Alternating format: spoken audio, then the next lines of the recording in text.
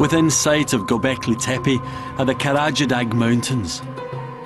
Here, something happened at this time that would change our world forever.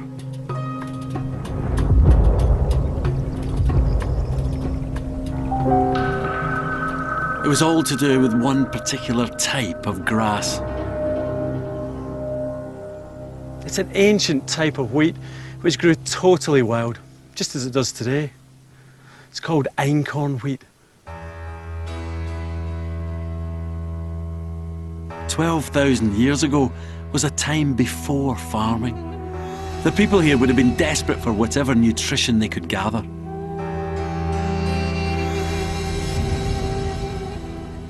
Yet collecting it presented a huge problem. Let me show you why. When the head of the wheat's ripe, then just the tiniest of touches and look what happens. It just scatters everywhere.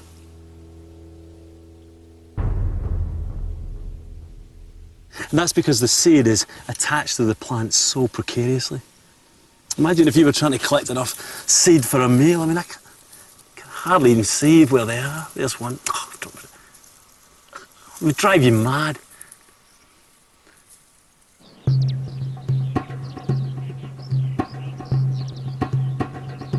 Frankly, it's hard to believe anyone would bother.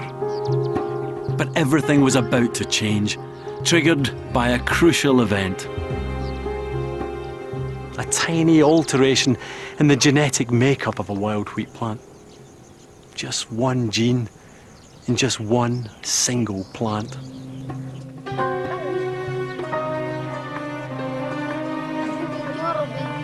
That mutation has been traced back to here, just 30 kilometers from Göbekli Tepe. If you look closely, you can see the difference between the two types of wheat.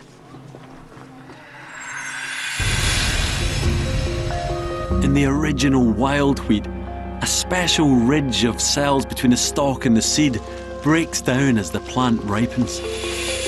And this allows the seed to fall away. But in the wheat with the genetic mutation, these cells remain as a solid band. It means the new wheat never lets go of its seeds. Now, under normal circumstances in the wild, that would doom the plant because it just couldn't scatter the seeds. Look, you bang it and nothing happens. But it turns out that for one animal species, this trait was really beneficial. Us.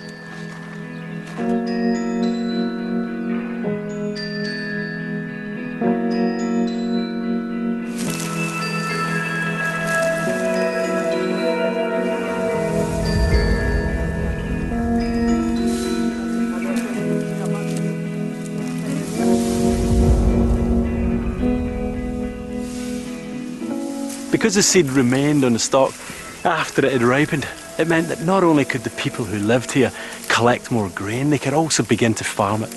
In other words, they could take some of the spare seeds at the end of a season, put it back in the ground, and then harvest the new plants the following year. It was the dawn of domesticated wheat.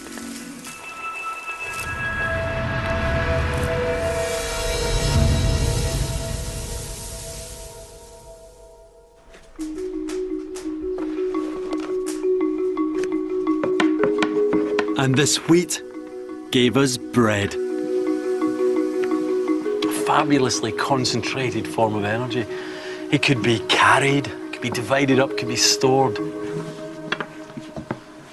And in turn, bread would lead to something even bigger.